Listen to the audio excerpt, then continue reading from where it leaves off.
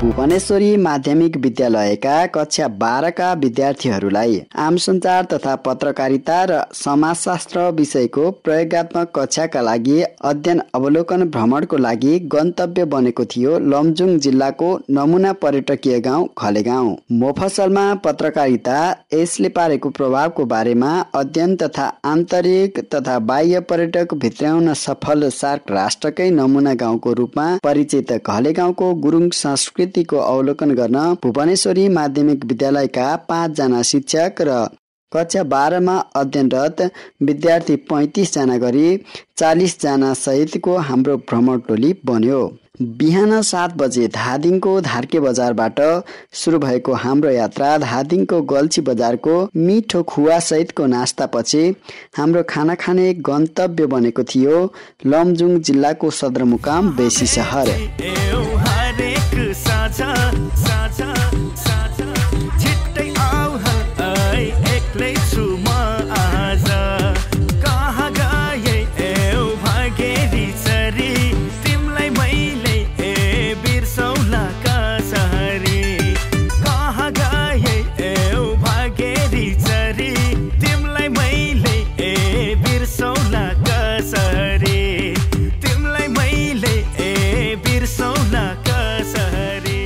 हाम्रो यात्रालाई सहज बनाउन र लमजुङमा आवश्यकीय व्यवस्थापनको जिम्मेवारी गर्नुभएको थियो नेपाल पत्रकार महासंघ लमजुङका अध्यक्ष आस गुरुङ, पत्रकार महासंघ लमजुङका सचिव सन्देश पौडेल तथा रेडियो मर्स्याङदीका स्टेसन म्यानेजर मीना गुरुङले।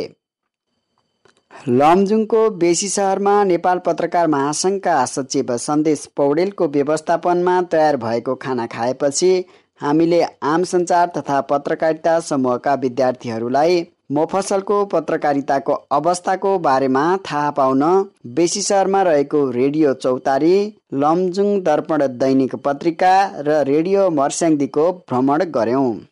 त्यसपछि नेपाल पत्रकार महासंघ लमजुङसँग समग्र लमजुङ जिल्लाको पत्रकारिताको अवस्थाको बारेमा छलफल तथा अन्तर्क्रिया कार्यक्रम गर्यौं। म अगाडि बढ्छु भन्दा हामीले यही पत्रकारिता बुझ्या हो नि। ओके, मैले अघि नै पनि भने मोफसलमा अघि नै साथीहरू पनि भन्नुभयो भर्खर 11 कक्षा पढेका भाइ बहिनीहरूले रेडियोमा प्रवेश गरेका छन्, पत्रकारितामा प्रवेश गरेका छन् होइन। त्यो कारणले अघि नै मैले भनेको तपाईँहरू पनि कुनै चाहिँ अघि एकजना भाइ हुनुहुन्थ्यो होइन, रेडियोमा आबद्ध छु भन्नु। हामीले तपाईँ पढ्दै हुनुहुन्छ सँगसँगै तपाईँ प्राक्टिकल पनि हेर्नुहोस्। तपाईँले जति पनि पढ्नु भयो नि आफ्नो फिटी सबै कुरा नभने एटलिस्ट फिटी न त उसले सक्छ नि त त्यो होइन। जस्तै मेरो कुरा गर्ने भने म एकदम राम्रो रिप्युटेड अर्गनाइज जन्मजियो चाहिँ लमजुङ जिल्ला चाहिँ गुरुङहरूको चाहिँ बाहुल्यता भएको जिल्ला हो होइन। ओभरअल 100% मा चाहिँ 37% चाहिँ जनसङ्ख्या चाहिँ गुरुङको बाहुल्यता चाहिँ यहाँ छ भने अरू चाहिँ आर्यनदेखि लिएर अरू जनजातिहरू छ। तपाईँहरू जाने गाउँ पनि गुरुङ बस्ती नै हो त्यो। अनि हेर्दाखेरि चाहिँ अब मोबाइल प्लेसेसहरू चाहिँ तपाईँहरूले धेरै देख्नुहुन्छ। अनि कल्चरहरू अब कल्चरमा चाहिँ अब जसरी भने नि अरू कास्टको हिसाबले चाहिँ अब त्यो गुरुङ कम्युनिटीसँग चाहिँ कल्चरहरू पनि धेरै छ होइन। रेडियो मर्स्याङदीको अतिथि सत्कार तथा चियाको मिठो चुस्कीसँगै अबको हाम्रो यात्राको गन्तव्य बनेको थियो सार्क राष्ट्रकै नमुना गाउँको रूपमा रहेको लमजुङको खलेगाउँ। बेसी शहरबाट करिब 2 घण्टाको कच्ची सडकमा मध्य नेपालका पहाडी संरचनाहरूसँगै लुकामारी गर्दै हामी हाम्रो यात्राको गन्तव्यमा पुग्यौं। सबै एउटै रङका र एउटै संरचनाका अनि सबै सँगै एकै ठाउँमा भएका घरहरूले साँच्चै गाउँको झल्को आभास गराउँथ्यो।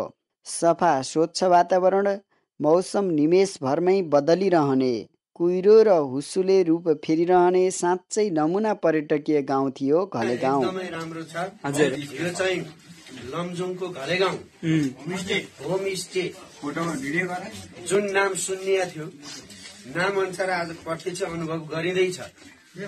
हो, होमस्टेको अर्थ आफ्नो घरमा बसेर खाए सरको आनन्द यहाँ छ। माधव सरलाई कस्तो लागिरहेको माधव सर?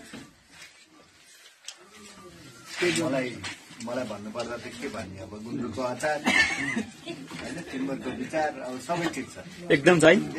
सबैभन्दा मिठो गुन्द्रुकको वाह है केटालाई सुभाष दादा। साँझको खानापछि हामी गुरुङहरूको मुख्य नाचको रूपमा रहेको खाटु नृत्य हेरेपछि रोदी बस्यौं।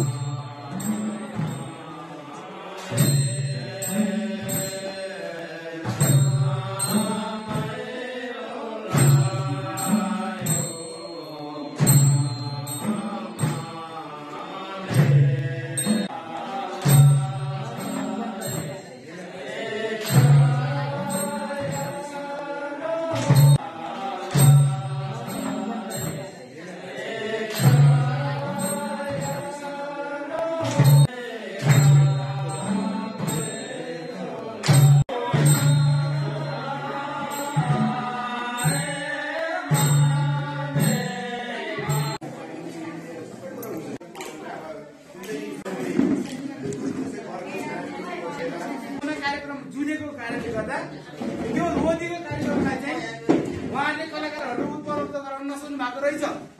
त्यो भए अनुसार मैले अहिले भेटे अनुसार हाम्रो धर्मराजी होइन र कुखुराबाट प्रतिनिधित्व गर्नुभएको सर अनुसार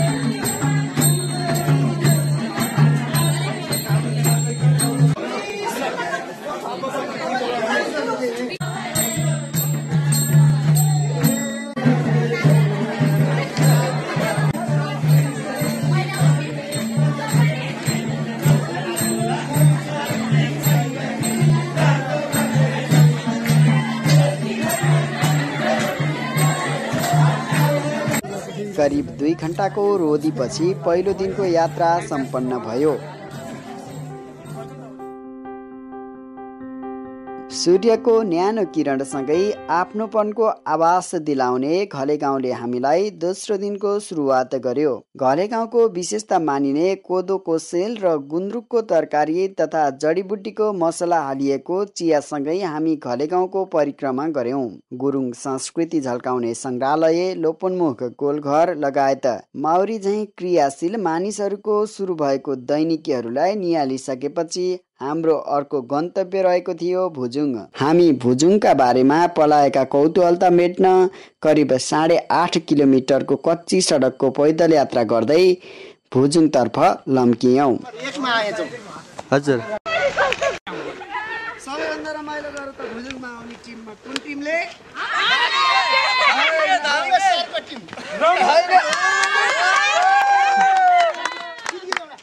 हाम्रो टिमको नाम हो लालीगुराँस समूह। ए रमेश तिमी साह्रै नै डरायो, साह्रै नै डरायो, पछाडि आउने त सबैले हरायो। छापेमालाई हालौ भने नि ठिक छैन जमाना। ए छापेमालाई हालौ भने नि ठिक छैन जमाना। भागबाट आएको ताजा पानी, चिसो पानी खाँदै हामी रमाउँदैछौँ। हजुर यो चिसो पानी एकदम मिठो छ, चिसो छ।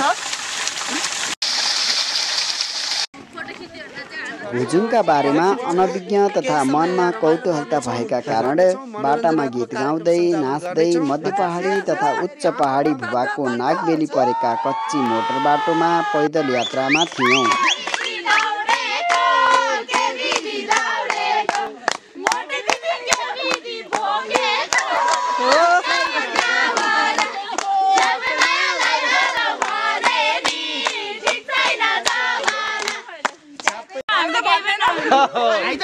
रमाइलो भएको छ कि छैन? कति धेरै अझ ठुलो सरले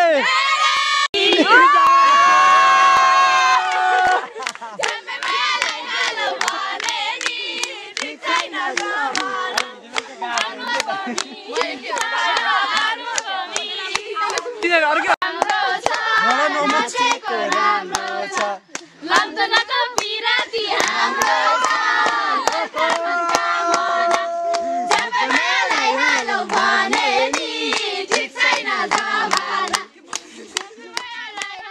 यात्राका क्रममा रहेका शिक्षक तथा विद्यार्थीहरूले विभिन्न रमाइलो कुराकानी गर्दै गएपछि करिब 2.5 घण्टाको यात्रापछि पुगियो भुजुङ गाउँ। पहाडी भिरालो भूभाग, एउटा घरको आँगनमा अर्को घरको छानो जोडिएको, ढुङ्गा छापिएको, सफा एकै ठाउँमा भएको माउरीको झुण्ड जस्तै देखिने करिब 480 घरहरूको एउटै गुरुङ गाउँ भुजुङ गाउँ। साँच्चै नमुना रहेछ। ठ्याक्कै गाउँमा नै नपुगी नदेखिने अवस्थामा पहाडको कोल्टोमा रहेको पत्रकार आस गुरुङले भने चाहिँ भुजुङ नै रहेछ। सरल सहज जीवन, न कसैमा स्वार्थ न कसैमा अल्छीपना। दैनिक जीवन गुजार्न निरन्तर कार्यक्षेत्रमा अहोरात्र खटिरहने यी धरतीका एक कुनाका सरल प्राणी मानव। यो नै परिचय थियो भुजुङवासीको। भुजुङ गाउँको भ्रमणपछि हामी खाना खानको लागि फर्कियौँ घलेगाउँ। स्थानीय खानाको स्वादसँगै खाना खाएपछि अब फर्किने तयारी गर्दै थियौँ। फर्कने बेलामा हामीलाई स्थानीयवासीले टिका र मालासँगै गरेको बिदाई नै थियो घलेगाउँवासीको परिचय। यसबाट नै नमुना बनेको थियो लमजुङ जिल्लाको पर्यटकीय गाउँ घलेगाउँ।